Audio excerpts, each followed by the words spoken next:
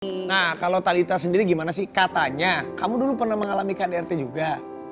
Aku kan nanya ini. Gue nanya. Ya, oke. Ya, gimana sih saat kondisi seperti itu yang dialami sama seorang istri atau wanita? Betul. Ini sharing ya. Jadi Ya. mungkin ini juga bisa mengedukasi sama semua teman-teman yang mungkin sedang mengalami gitu ya. Kondisi di saat kita mengalami hal seperti itu yang diserang itu mental, gitu, mental gitu. Fisik juga dong. Ya maksudnya KDRT udah pasti, namanya kekerasan itu pasti ada verbal, ada fisik gitu. Dan itu tuh bisa aku bilang itu adalah kepribadian seseorang itu bisa kita lihat dari karakter dan sifat. Karena kan itu ada temperamental, ada posesif yang berlebihan, ada kekasaran di situ. Dan itu setelah berapa lama pernikahan sih? Akhirnya apakah, maaf nih, waktu pas pacaran nggak kelihatan atau setelah menikah? Atau apa faktor yang membuat itu terjadi? Itu udah kelihatan dari awal. Dari awal? Itu udah kelihatan dari awal, dari pacaran. Cuman mungkin sama gitu, karena kan aku kawin, maksudnya waktu menikah kan muda. Ya, jadi mungkin masih bucin juga gitu loh. Jadi masih memberikan kesempatan dan biasanya rata-rata wanita itu, perempuan itu tuh lebih berpikir pakai rasa. Lu bisa berubah kali nanti sama gue gitu. Apalagi kalau dia udah minta maaf, ya udah deh, oke, aku maafin ini kayaknya ya. bener nih gitu. Ternyata kita pada kenyataannya setelah kita lalui ternyata nggak terjadi itu semua. Malah semakin parah dan semakin parah. Apa yang membuat akhirnya Thalita kemarin move on? Kan Thalita juga udah punya anak kan? Iya.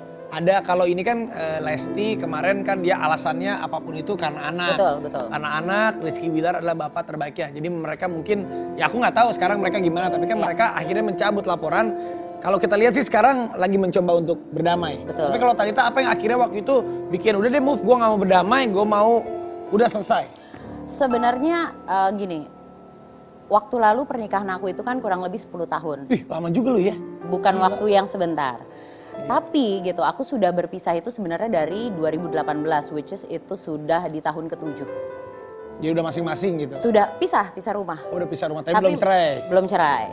Karena di situ tujuannya adalah pada saat itu memberikan kesempatan untuk membenahi diri.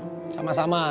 Sama-sama dong udah pasti, tapi ya udah pasti tertujunya lebih banyak ke si pelaku gitu. Tapi ternyata pada kenyataannya di luaran bukannya semakin membaik tapi semakin parah. Gitu. Jadi yang kita namanya perempuan itu sama mungkin seperti si Dede Lesti ini gitu ya. Mungkin berpikiran kenapa sih pertimbangan perempuan tuh banyak, mulai dari anak, itu salah satu. Kamu anak berapa sih? Satu kan.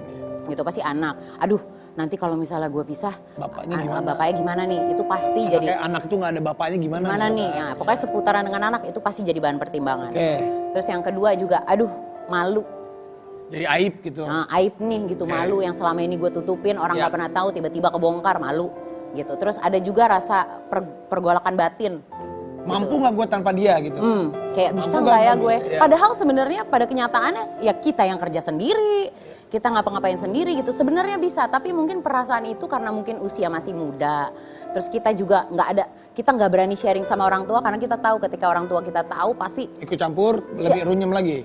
Kalau ikut campur lebih runyam lagi, tapi pada kenyataannya mana ada sih orang tua, kakak, keluarga yang mau melihat anaknya tuh dilukai, digebukin. Meskipun sama suaminya sendiri gitu kan. Gitu. Dikasih kepercayaan nih anak gue dititipin sama seseorang tapi malah yang terjadi begitu.